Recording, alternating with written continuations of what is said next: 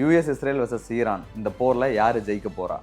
ரெண்டாவது, Iran India மேலே எந்த தாக்குதலும் நடத்தவே இல்லை, அதனால் இந்தியாவுக்கு இந்த போர்னால எந்த பாதிப்புமே இல்லை அப்படின்னு சொல்லிட்டு வாட்ஸ்அப் யூனிவர்சிட்டியில் இருக்க ப்ரொஃபஸர்ஸ்லாம் கிளைம் பண்ணுறாங்க.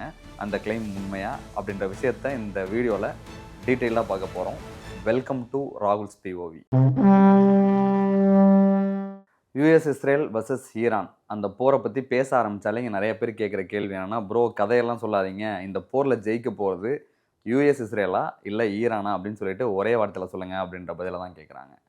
அதுக்கான பதில் என்னென்னா, என்னை பொறுத்த வரைக்கும் ஈரான் தான் ஜெயிக்க போகுது. இந்த பதில் வந்து நிறைய பேருக்கு ஆச்சரியத்தை கொடுக்கலாம். எப்படி ஈரான் ஜெயிக்க முடியும்? யூஎஸும் இஸ்ரேலும் ஒரு மிகப்பெரிய கூட்டணியாக இருக்காங்க, அவங்கக்கிட்ட மிகப்பெரிய படைபலம் இருக்குது, அதிநவீன டெக்னாலஜி இருக்குது. அதுவும் இல்லாமல் ஈரான் அப்படின்ற நாட்டை சுற்றி யூஎஸோட இராணுவ தளங்கள் இருக்குது. அதையும் மீறி ஈரானில் எப்படி ஜெயிக்க முடியும் அப்படின்ற கேள்வி வந்து நேச்சுரலி வரலாம்.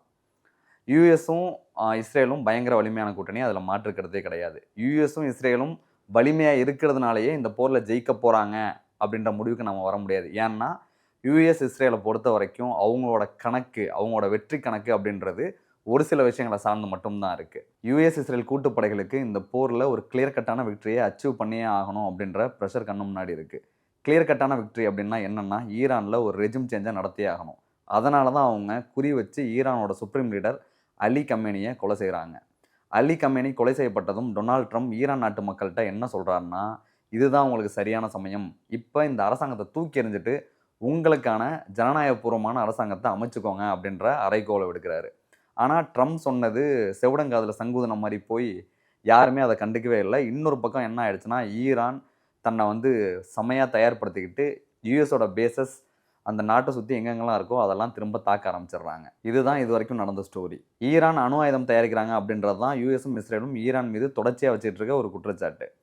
ஆனால் யூஎஸ்க்கும் ஈரானுக்கும் நடக்கிற பேச்சுவார்த்தையை மீடியேட் பண்ணுற ஓமானோட ஃபாரின் மினிஸ்டர் அணு ஆயுதம் தயாரிக்கக்கூடாது அப்படின்ற யூஎஸோட டிமாண்டுக்கு ஈரான் ஆல்மோஸ்ட் ஓகே சொல்லிட்டாங்க.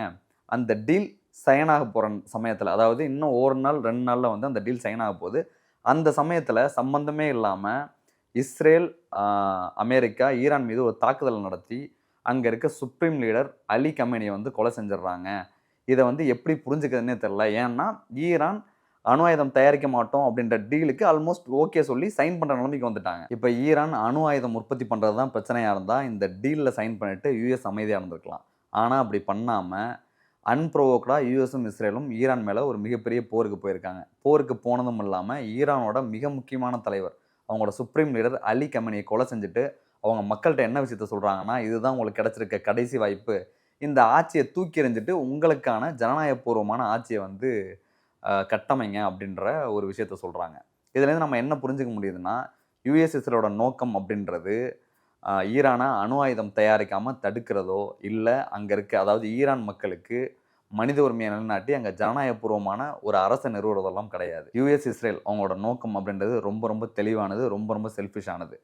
ஈரான் அப்படின்ற நாட்டில் ஆட்சி கவிழ்ப்பை நடத்திட்டு அவங்களுக்கு சாதகமாக, அதாவது யூஎஸ் இஸ்ரேலுக்கு சாதகமான ஒரு தலையாட்டி பொம்மை, அதாவது யூஎஸும் இஸ்ரேலும் என்ன சொன்னாலும் தலையாற்ற ஒரு தலையாட்டி பொம்மையை ஆட்சி அதிகாரத்தில் உட்கார வைக்கணும் அப்படின்றது தான் யூஎஸ் இஸ்ரேல் கூட்டுப்படைகளோட நோக்கமாக இருந்திருக்கு. ஏன் யூஎஸும் இஸ்ரேலும் அப்படி நினைக்கிறாங்கன்னா, வெஸ்ட் ஏஷியன் கண்ட்ரீஸில் இந்த 2 நாடுகளோட ஆதிக்கத்துக்கு உட்படாமல், இவங்களோட பொருளாதார தடைகளுக்கு பயப்படாமல் சிங்கமாக எதிர்த்துக்கிற ஒரே நாடு ஈரான் மட்டும்தான். மற்ற நாடுகள்லாம் வந்து ஏதோ ஒரு விதத்தில் இஸ்ரேல் யூஎஸோட பப்பட்டாக பிஹேவ் பண்ணிகிட்டு இருக்கும்போது ஈரான் மட்டும் இவங்களோட ஆதிக்கத்துக்கு உட்படாமல் சுயேட்சையாக எதிர்த்து நின்றுட்டு இருக்காங்க. அது வந்து இவங்களுக்கு காலமாக பிரச்சனையாக நடந்துக்கிட்டே இருக்குது. ஒருவேளை நேத்தன்யாகு ட்ரம்ப் நினைக்கிற மாதிரி ஈரானில் ஆட்சியை கவிழ்த்துட்டு ஒரு பொம்மை அரசாங்கத்தை நிறுவிட்டாங்கன்னா, வெஸ்ட் ஏஷியன் கண்ட்ரீஸில் அவங்களோட மேலாதிக்கத்தை நிலைநாட்டிடலாம். அதே மாதிரி அந்த எனர்ஜி ரூட்டை ஒட்டுமொத்தமாக அவங்களோட கட்டுப்பாட்டில் வச்சுக்கலாம் அப்படின்ற 2 பொருளாதார நலன்கள் யூஎஸ்க்கும் இஸ்ரேலுக்கும் இருக்குது. இப்போ நமக்கு இன்னொரு கேள்வி வரும். இவ்வளோ பவர்ஃபுல்லாக, அதாவது போர் ஆரம்பித்து வெறும் 24 மணி நேரத்தில் ஈரானோட சுப்ரீம் லீடர் அலி கமேனியை கொலை செஞ்ச யூஎஸ் இஸ்ரேல் கூட்டுப்படைகளால் ஏன் இப்போ வரைக்கும் ஆட்சி கவிழ்ப்பு நடத்த முடியலை அப்படின்றது தான் அந்த கேள்வி. ஏன்னா ஈரான் அப்படின்றது பரப்பளவில் இஸ்ரேலை விட 70 மடங்கு பெரிய நாடு. ஈரானோட மக்கள் தொகை அப்படின்றதும் ரொம்ப ரொம்ப அதிகம். அதே மாதிரி ஈரான் சுற்றி மலைகளால் சூழப்பட்ட இயற்கையாகவே நிறைய அரண் இருக்க ஒரு நாடாக இருக்குது. இப்போ நீங்கள் ஈரானில் ஒரு ஆட்சி கவிழ்ப்பு நடத்தணும்னா தரை வழியாக போய் ஆட்சி கவிழ்ப்பு நடத்தணும் அப்படின்ற ஒரே ஒரு ஆப்ஷன் தான் இருக்குது. இப்போ தரை வழியாக போய் ஆட்சி கவிழ்ப்பு நடத்தணும் அப்படின்னா அது வந்து மிகப்பெரிய பொருட்செலவையும் மிகப்பெரிய உயிருக்கான சேதத்தையும் வந்து கொடுக்கும் அமெரிக்காவுக்கு. இத வந்து அமெரிக்கா ஏற்கனவே வந்து ஆப்கானிஸ்தான்ல, ஈராக்ல வந்து அனுபவப்பட்டுருக்காங்க. அதனால அமெரிக்கா 100% இந்த மாதிரியான விஷயத்துல வந்து இறங்கவே மாட்டாங்க. அப்படி இறங்குனாங்கன்னா, அது வந்து டொனால்ட் ட்ரம்ப்புக்கு மிகப்பெரிய செட்பேக் ஆயிடும். யுஎஸ்க்கு இருந்த கடைசி ஆப்ஷன் என்னன்னா, அங்க மக்கள தூண்டிவிட்டு எப்படியாவது ஒரு பெரிய போராட்டத்த உருவாக்கி, அங்க ஆட்சி மாற்றத்த உருவாக்குறது மட்டும் தான் அவங்களுக்கு கடைசி ஆப்ஷனா இருந்தது. அதுவும் இப்ப சாத்தியப்படாம போயிடுச்சு. அலி கமேனி கொல்லப்பட்டதனால, ஈரான்ல இருக்க எல்லா மக்களும் ஈரான் அப்படின்ற நாட்டுக்கு ஆதரவா, ஈரான் அரசுக்கு ஆதரவா களத்துல இறங்கிட்டாங்க. இப்ப அமெரிக்காவும், இஸ்ரேலும் திக்கு தெரியாம முழிச்சுக்கிட்டு இருக்காங்க. ஏன்னா, நம்ம ஃபர்ஸ்ட்டே பேசின மாரி அமெரிக்காவுக்கும், இஸ்ரேலுக்கும் இந்த போர்ல வெற்றி அப்படின்றது, ஈரான்ல இப்ப இருக்க ஆட்சிய தூக்கி போட்டுட்டு, அவங்களுக்கு சாதகமான ஒரு பப்பட், ஒரு பொம்மை அரசாங்கத்த நிறுவுவது மட்டும் தான் வெற்றி. ஆனா, ஈரான பொறுத்தவரைக்கும் இந்த போர்ல சர்வைவ் ஆகுறது அப்படின்றதே மிகப்பெரிய வெற்றி தான். இந்த போர்ல ஈரான் சர்வைவ் ஆகுற ஒவ்வொரு நாளும் அமெரிக்காவும், இஸ்ரேலும் கேவலமா தோத்து போயிட்டு இருக்காங்க அப்படின்னு தான் அர்த்தம். இப்ப இந்த வீடியோவோட 2வது பார்ட். உலகம் முழுக்க ஈரான் அட்டாக் பண்ணிட்டு இருக்காங்க. ஆனா, இந்தியாவ அட்டாக் பண்ணவே இல்ல பார்த்தீங்களா?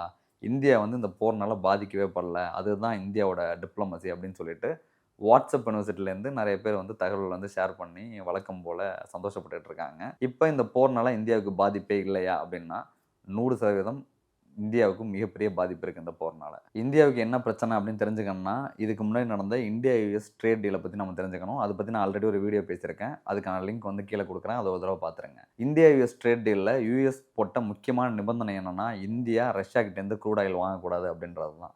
இந்தியா கிட்டத்தட்ட 30% அதாவது மொத்தமா பண்ற க்ரூட் ஆயில் இறக்குமதியில 30% வந்து ரஷ்யா கிட்டேருந்து வாங்கிட்டு இருந்தாங்க. அந்த 30% வந்து நீ வாங்கக்கூடாது. நீ கம்மி பண்ணணும்.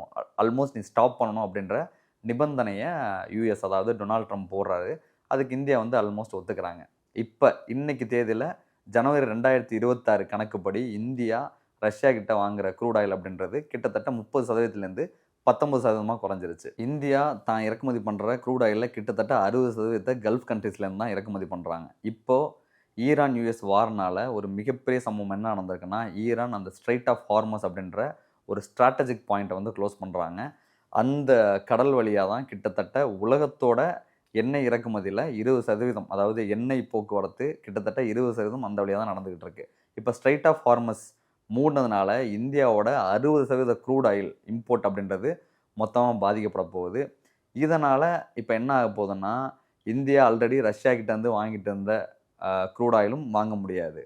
இப்ப கல்ஃப் கண்ட்ரீஸ்ட்டேருந்தும் ஆயில் வாங்க முடியாது. அதனால இந்தியாவுல க்ரூட் ஆயிலோட ரேட் அப்படின்றது எக்கச்சக்கமா இன்க்ரீஸ் ஆகப்போகுது. அதே மாரி இந்தியா வந்து வெனிசுலா கிட்ட இருந்து தான் ஆயில் வாங்கியாகணும். அதாவது ஒரே ஒரு நபர் இந்தியாவுக்கு அவைலபிளா இருக்க ஒரே ஒரு நபர் வந்து வெனிசுலா மட்டும் தான். வெனிசுலா கிட்ட இருந்து மட்டும் தான் ஆயில் வாங்கியாகணும். அந்த ஆயில இந்தியா எடுத்துட்டு வந்து அதோட லேண்டிங் காஸ்ட், அத ரீஃபைன் பண்ற காஸ்ட்ன்றது ரொம்ப ரொம்ப அதிகம். இது எப்படி இந்தியர்கள பாதிக்க போகுதுன்னா, க்ரூட் ஆயில் இங்க விலை ஏறுனா, இங்க இருக்க ஒவ்வொரு ப்ராடக்ட்டும் அதாவது இங்க இருக்க ஒவ்வொரு விஷயமும் வந்து விலை ஏற ஆரம்பிக்கும். ஒரு மிகப்பெரிய இன்ஃப்ளேஷன் வந்து இந்தியா வந்து எதிர்நோக்கி இருக்கு. க்ரூட் ஆயிலோட ரேட்டு சர்வதேச சந்தையில $1 இன்க்ரீஸ் ஆனா கூட, இந்தியாவோட டோட்டல் இம்போர்ட் பில்ல கிட்டத்தட்ட $2 பில்லியன் வந்து ரிஃப்ளெக்ட் ஆகும் அப்படின்னு சொல்றாங்க.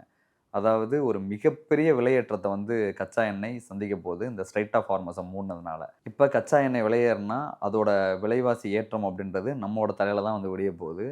இது தெரியாம இந்த போர்னால இந்தியர்களுக்கு பாதிப்பு கிடையாது. நம்மலாம் ஜாலியா இருக்கோம் அப்படின்ற முடிவுக்கு நம்ம வந்துரவே முடியாது. ஏன்னா, போர்ல குண்டடிபட்டு சாகுறதும் ஒண்ணு தான். விலைவாசி ஏறி எதுவுமே வாங்க முடியாம பட்டினி கிடந்து சாகுறதும் ஒண்ணு தான். அதனால போர் எங்கேயோ நடந்துகிட்டு இருக்கு. அதனால நமக்கு பாதிப்பு இல்ல அப்படின்னு சொல்லி நம்ம என்ஜாய் பண்ற சிச்சுவேஷன்லாம் இல்ல. எங்க போர் நடந்தாலும் அதில பாதிக்கப்பட போறது இங்க இருக்க சாதாரண மக்களா தான் இருக்க போறாங்க. இங்க இருக்க உழைக்கும் மக்களா தான் இருக்க போறாங்க. ஸோ இந்த போர்னால நமக்கு பாதிப்பே இல்ல. இது எங்கேயோ நடக்கிற போர் அப்படின்னு தான் சொல்லி நம்ம கடந்து போயிட முடியாது. எங்க போர் நடந்தாலும் அந்த போருக்கு எதிரா நிக்கிறது, எதிரா நிலைப்பாடு இருக்கிறது தான் வந்து சரியா இருக்கும்.